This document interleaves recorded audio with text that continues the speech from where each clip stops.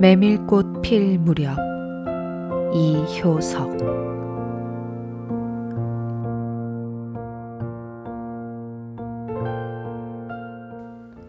여름장이란 애시당초에 글러서 해는 아직 중천에 있건만 장판은 벌써 쓸쓸하고 더운 햇발이 버려놓은 전 휘장 밑으로 등줄기를 훅훅 볶는다.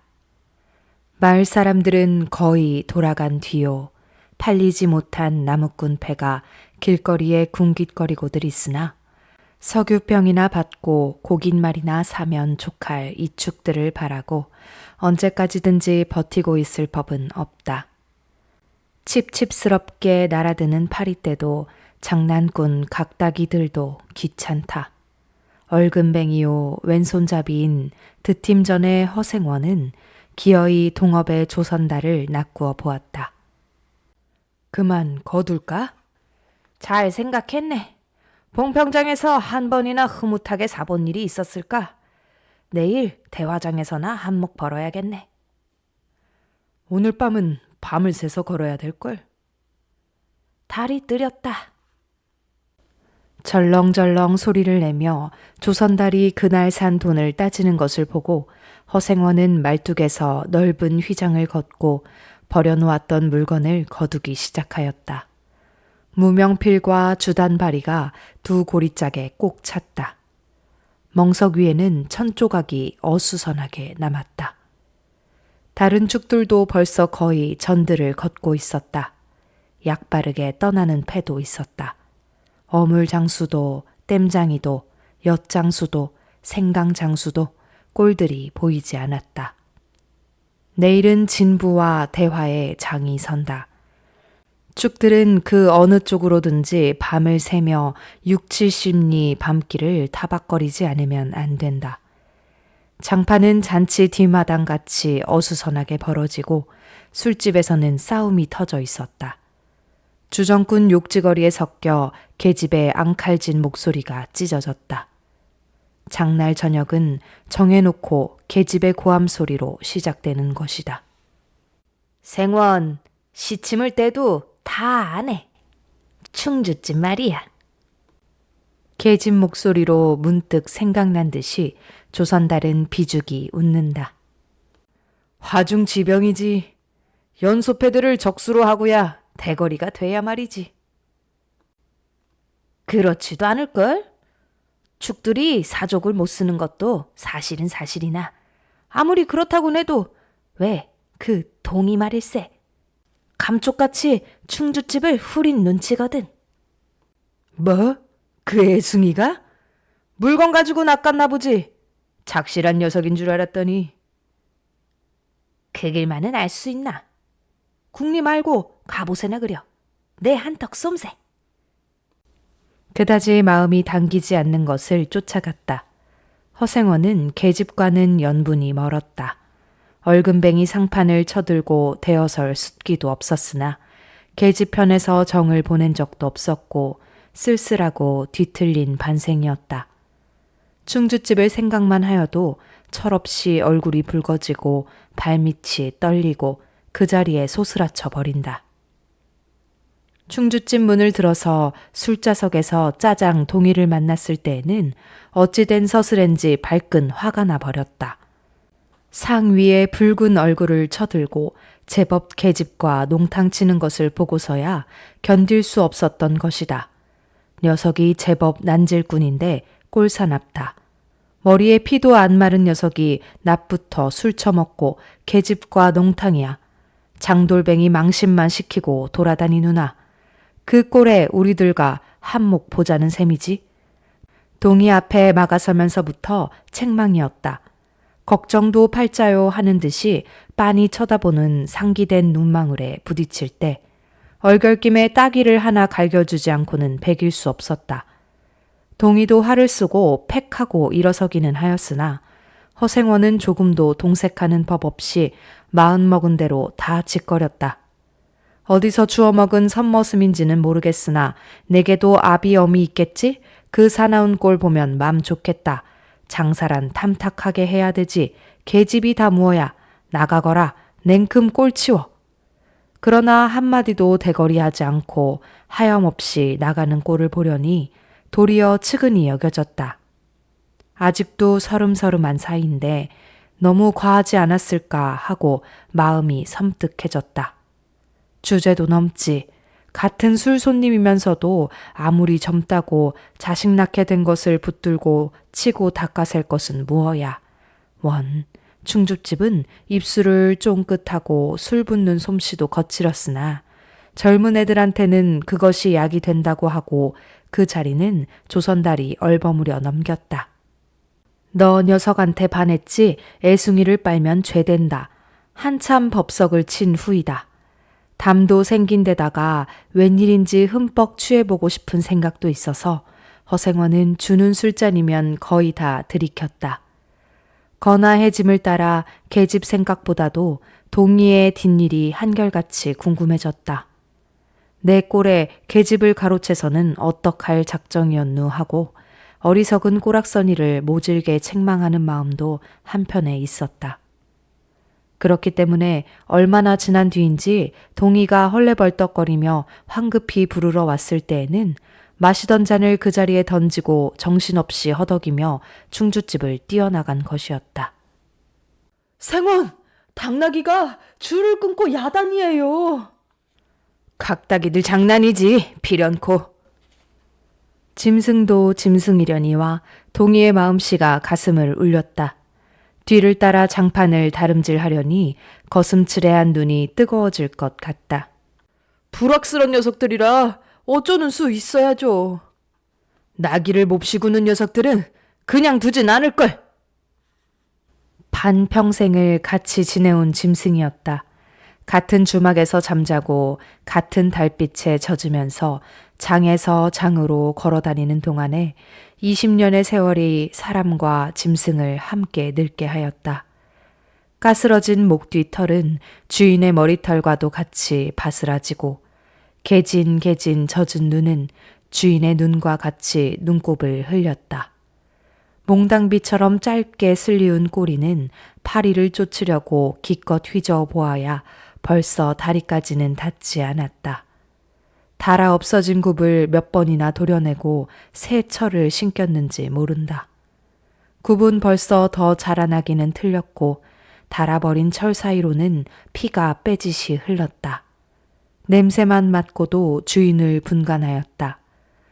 호소하는 목소리로 야단스럽게 울며 반겨한다. 어린아이를 달래듯이 목덜미를 어루만져 주니 나귀는 코를 벌름거리고 입을 투르르 거렸다. 콧물이 튀었다. 허생호는 짐승 때문에 속도 무던히는 썩였다. 아이들의 장난이 심한 눈치여서 땀밴 몸뚱어리가 부들부들 떨리고 좀채 흥분이 식지 않는 모양이었다. 굴레가 벗어지고 안장도 떨어졌다. 요 몹쓸 자식들 하고 허생어는 호령을 하였으나 패들은 벌써 주랭랑을 놓은 뒤요. 몇 남지 않은 아이들이 호령에 놀래 비슬비슬 멀어졌다. 우리들 장난이 아니오. 암놈을 보고 저 혼자 발광이지. 코 흘리게 한 녀석이 멀리서 소리를 쳤다. 그 녀석 말투가... 김첨지 당나귀가 가버리니까 온통 흙을 차고 거품을 흘리면서 미친 소같이 날뛰는걸. 꼴이 우스워 우리는 보고만 있었다오. 배를 좀 보지. 아이는 앙돌아진 투로 소리를 치며 깔깔 웃었다. 허생호는 모르는 결에 낯이 뜨거워졌다. 묻 시선을 막으려고 그는 짐승의 배 앞을 가리워 서지 않으면 안 되었다. 늙은 주제에 암샘을 내는 셈이야. 저놈의 짐승이. 아이의 웃음소리에 허생원은 주춤하면서 기어이 견딜 수 없어 채찍을 들더니 아이를 쫓았다. 쫓으려거든 쫓아보지. 왼손잡이가 사람을 때려? 줄다름에 달아나는 각다귀에는 당하는 재주가 없었다. 왼손잡이는 아이 하나도 후릴 수 없다. 그만 채찍을 던졌다. 술기도 돌아 몸이 유난스럽게 화끈거렸다. 그만 떠나세. 녀석들과 어울리다가는 한이 없어. 장판의 각다기들이란 어른보다도 더 무서운 것들인걸. 조선달과 동이는 각각 제 나귀에 안장을 얹고 짐을 싣기 시작하였다. 해가 꽤 많이 기울어진 모양이었다. 드팀전 장돌이 일을 시작한 지 20년이나 되어도 허생원은 봉평장을 빼놓은 적은 드물었다. 충주, 제천 등의 이웃 군에도 가고 멀리 영남 지방도 헤매기는 하였으나 강릉쯤에 물건하러 가는 외에는 처음부터 끝까지 군내를 돌아다녔다. 닷새만큼씩의 장날에는 달보다도 확실하게 면에서 면으로 건너간다. 고향이 청주라고 자랑삼아 말하였으나 고향에 돌보러 간 일도 있는 것 같지는 않았다. 장에서 장으로 가는 길에 아름다운 강산이 그대로 그에게는 그리운 고향이었다. 반날 동안이나 뚜벅뚜벅 걷고 장터 있는 마을에 거의 가까이 왔을 때 거친 나귀가 한바탕 우렁차게 울면, 더구나 그것이 저녁녘이어서 등불들이 어둠 속에 깜빡거릴 무렵이면 늘 당하는 것이건만 허생원은 변치 않고 언제든지 가슴이 뛰놀았다. 젊은 시절에는 알뜰하게 벌어 돈푼이나 모아본 적도 있기는 있었으나 읍내의 백중이 열린 해 호탕스럽게 놀고 투전을 하고 하여 사흘 동안에 다 털어버렸다. 나귀까지 팔게 된 판이었으나 애끓는 정분에 그것만은 이를 물고 단념하였다. 결국 도로 아미타불로 장돌이를 다시 시작할 수밖에 없었다. 짐승을 데리고 읍내를 도망해 나왔을 때에는 너를 팔지 않기 다행이었다고 길가에서 울면서 짐승의 등을 어루만졌던 것이었다. 빚을 지기 시작하니 재산을 모을 염은 당초에 틀리고 간신히 입에 풀칠을 하러 장에서 장으로 돌아다니게 되었다.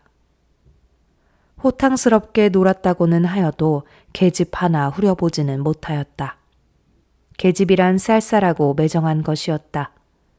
평생 인연이 없는 것이라고 신세가 서글퍼졌다. 일신에 가까운 것이라고는 언제나 변함없는 한 필의 당나귀였다. 그렇다고는 하여도 꼭 한 번의 첫일을 잊을 수는 없었다. 뒤에도 처음에도 없는 단 한 번의 괴이한 인연. 봉평에 다니기 시작한 젊은 시절의 일이었으나 그것을 생각할 적만은 그도 산 보람을 느꼈다. 달밤이었으나 어떻게 해서 그렇게 됐는지 지금 생각해도 도무지 알 수 없어. 허생원은 오늘 밤도 또 그 이야기를 끄집어내려는 것이다. 조선달은 친구가 된 이래 귀에 못이 박히도록 들어왔다. 그렇다고 실증을 낼 수도 없었으나 허생원은 시치미를 떼고 되풀이 할 대로는 되풀이하고야 말았다. 달밤에는 그런 이야기가 격에 맞거든. 조선달 편을 바라는 보았으나 물론 미안해서가 아니라 달빛에 감동하여서였다. 이지러는 졌으나 보름을 갓 지난 달은 부드러운 빛을 흐뭇이 흘리고 있다. 대화까지는 80리의 밤길, 고개를 둘이나 넘고 개울을 하나 건너고 벌판과 산길을 걸어야 된다. 길은 지금 긴 산허리에 걸려 있다. 밤중을 지난 무렵인지 죽은 듯이 고요한 속에서 짐승 같은 달의 숨소리가 손에 잡힐 듯이 들리며 콩포기와 옥수수 잎새가 한층 달에 푸르게 젖었다. 산허리는 온통 메밀밭이어서 피기 시작한 꽃이 소금을 뿌린 듯이 흐뭇한 달빛에 숨이 막힐 지경이다. 붉은 대궁이 한기같이 애잔하고 나귀들의 걸음도 시원하다. 길이 좁은 까닭에 세 사람은 나귀를 타고 외줄로 늘어섰다. 방울 소리가 시원스럽게 딸랑딸랑 메밀밭계로 흘러간다. 앞장선 허생원의 이야기 소리는 꽁무니에 선 동이에게는 확적히는 안 들렸으나 그는 그대로 개운한 제멋에 적적하지는 않았다. 장선 꼭 이런 날 밤이었네. 객주집 도방이란 무더워서 잠이 들어야지. 밤중은 돼서 혼자 일어나 개울가에 목욕하러 나갔지. 봉평은 지금이나 그제나 마찬가지지. 보이는 곳마다 메밀밭이어서 개울가가 어디 없이 하얀 꽃이야. 돌밭에 벗어도 좋을 것을 달이 너무 밝은 까닭에 옷을 벗으러 물방앗간으로 들어가지 않았나. 이상한 일도 많지. 거기서 난데없는 성서방네 처녀와 마주쳤단 말이네. 봉평서야 제일 가는 일색이었지. 발자에 있었나 보지. 아무렴 하고 응답하면서 말머리를 아끼는 듯이 한참이나 담배를 빨 뿐이었다. 구수한 자줏빛 연기가 밤기운 속에 흘러서는 녹았다. 날 기다리는 것은 아니었으나 그렇다고 달리 기다리는 논팽이가 있는 것도 아니었네. 처녀는 울고 있단 말이야. 짐작은 되고 있으나 성서방네는 한창 어려워서 들고 날 판인 때였지. 한 집안 일이니 딸에겐 늘 걱정이 없을 리 있겠나. 좋은 데만 있으면 시집도 보내련만 시집은 죽어도 싫다지. 그러나 처녀란 울 때같이 정을 끊는 때가 있을까? 처음에는 놀라기도 한 눈치였으나 걱정이 있을 때는 누그러지기도 쉬운 듯해서 이럭저럭 이야기가 되었네. 생각하면 무섭고도 기막힌 밤이었어. 제천인지로 주랭랑을 놓은 건 그 다음 날이랬지. 다음 장도막에는 벌써 온 집안이 사라진 뒤였네. 장판은 소문에 발끈 뒤집혀 오죽해야 술집에 팔려가기가 상수라고 처녀의 뒷공론이 자자들 했단 말이야. 제천 장판을 몇 번이나 뒤졌겠나. 허나 처녀의 꼴은 꽁거먹은 자리야. 전날 밤이 마지막 밤이었지. 그때부터 봉평이 마음에 든 것이 반평생을 두고 다니게 되었네. 반평생인들 잊을 수 있겠나. 수 좋았지. 그렇게 신통한 일이란 쉽지 않아. 항욕 못난 것 얻어 새끼 낳고 걱정 들고 생각만 해도 진저리가 나지. 그러나 늙음악바지까지 장돌뱅이로 지내기도 힘드는 노릇 아닌가. 난 가을까지만 하고 이 생계와도 하직하려네. 대화쯤에 조그만 전빵이나 하나 버리고 식구들을 부르겠어. 사시장천 뚜벅뚜벅 걷기란 여간 이래야지. 얘 처녀나 만나면 같이나 살까. 난 거꾸러질 때까지 이 길 걷고 저 달 볼 테야. 산길을 벗어나니 큰 길로 튀어졌다. 꽁무니의 동이도 앞으로 나서 나귀들은 가로 늘어섰다. 총각도 젊겠다. 지금이 한창 시절이렸다. 중주집에서는 그만 실수를 해서 그 꼴이 되었으나 섭섭하게 생각 말게. 천만에요. 되려 부끄러워요. 계집이란 지금 웬 제격인가요? 자나깨나 어머니 생각뿐인데요. 허생원의 이야기로 실심의 한 끝이라 동희의 어조는 한풀 수그러진 것이었다. 아비엄이란 말에 가슴이 터지는 것도 같았으나 제겐 아버지가 없어요. 피부치라고는 어머니 하나뿐인걸요. 돌아가셨나? 당초부터 없었어요. 그런 법이 세상에. 생원과 선달이 야단스럽게 껄껄들 웃으니 동희는 정색하고 우길 수밖에는 없었다. 부끄러워서 말하지 않으려 했으나 정말이에요. 제천촌에서 달도 차지 않은 아이를 낳고 어머니는 집을 쫓겨났죠. 우스운 이야기나 그러기 때문에 지금까지 아버지 얼굴도 본 적 없고 있는 고장도 모르고 지내와요. 고개가 앞에 놓인 까닭에 세 사람은 나귀를 내렸다. 둔덕은 험하고 입을 벌리기도 대근하여 이야기는 한동안 끊겼다. 나귀는 건듯하면 미끄러졌다.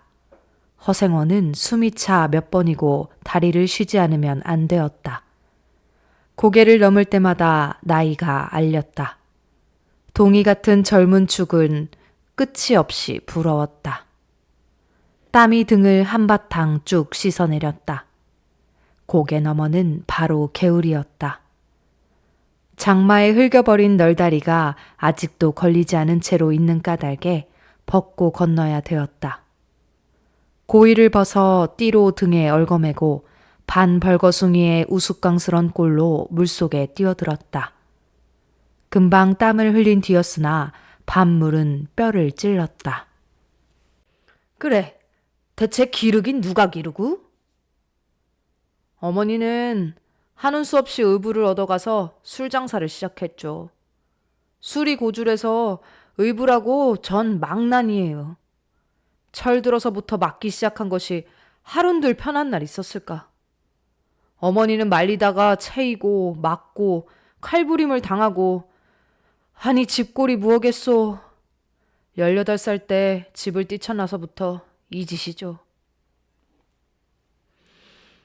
총각 낯새론 동이 묻어나다고 생각했더니 듣고 보니 딱한 신세로군. 물이 깊어 허리까지 찼다. 속 물살도 어지간히 센 데다가 발에 채이는 돌멩이도 미끄러워 금시에 훌칠 듯 하였다. 나기와 조선달은 재빨리 거의 건넜으나 동이는 허생원을 붙드느라고 두 사람은 훨씬 떨어졌다. 모친의 친정은 원래부터 제천이었던가?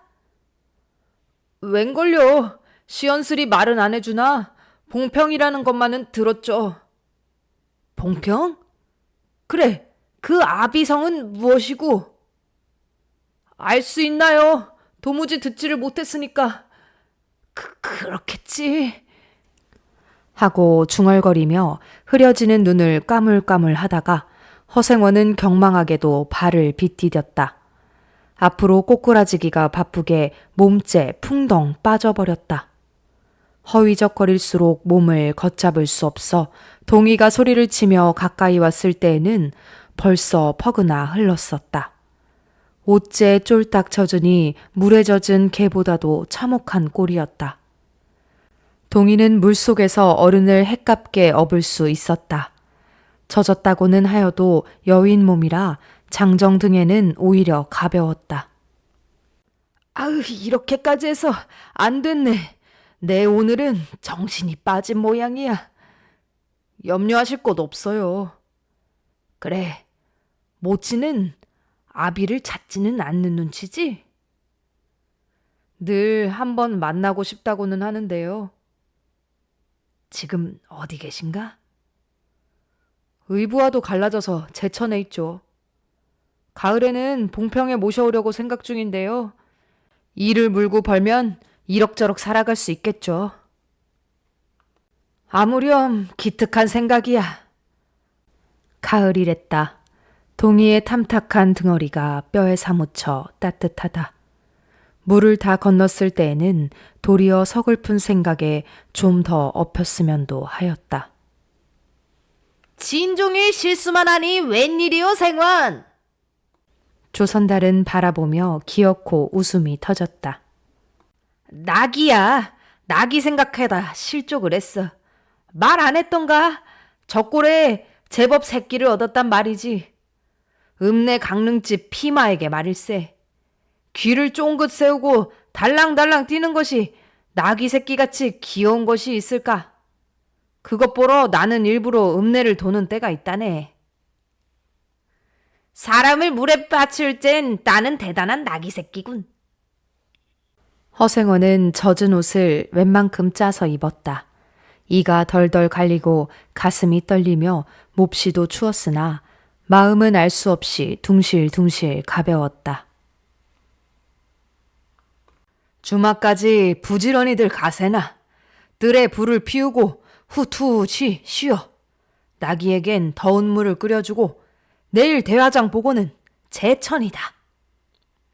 생원도 제천으로? 오래간만에 가보고 싶어. 동행하려나 동이. 나귀가 걷기 시작하였을 때 동이의 채찍은 왼손에 있었다.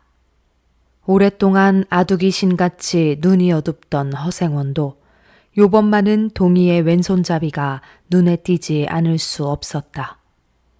걸음도 헷갑고 방울소리가 밤 벌판에 한층 청청하게 울렸다. 달이 어지간히 기울어졌다.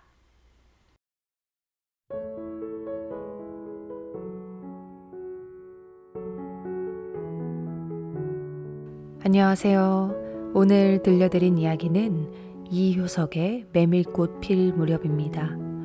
메밀꽃 필 무렵은 1920년도에서 30년대의 일제감정기 시절 조선의 농촌과 장터를 배경으로 하고 있습니다.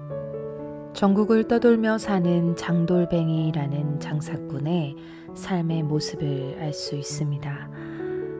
아름다운 메밀꽃밭의 풍경을 묘사하는 것과 대조적으로 장돌뱅이의 애환과 삶의 모습을 잘 그리고 있습니다. 주인공의 허생원의 이야기와 동희의 이야기를 통해 그리고 둘 다 왼손잡이임을 드러내면서 아버지와 아들임을 암시하며 이 소설은 마무리됩니다. 네, 참 아름답고 애틋한 소설인데요. 다음 시간에도 아름다운 한국 문학 소설로 찾아뵙겠습니다. 여러분들의 구독과 좋아요는 큰 힘이 됩니다. 감사합니다.